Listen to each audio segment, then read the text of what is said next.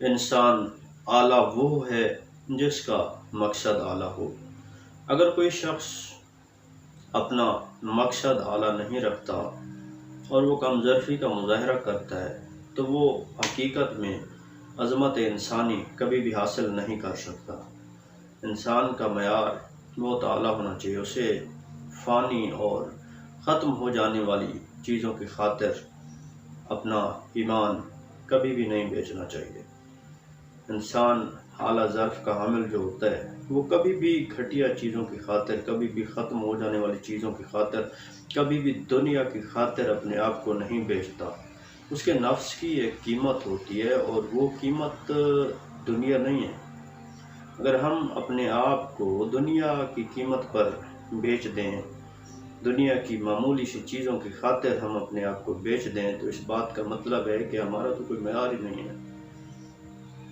ہمیں اپنے آپ کو نیلام کرنے کی بجائے اپنی صلاحیتوں کو استعمال کرنا چاہیے، اپنی غیرت اور اپنے ضمیر کی عدالت میں جا کر فیصلہ کرنا چاہیے۔ اگر ہم ایسا کریں گے تو ہم کبھی بھی زندگی میں ذلت کا سامنا نہیں کریں گے۔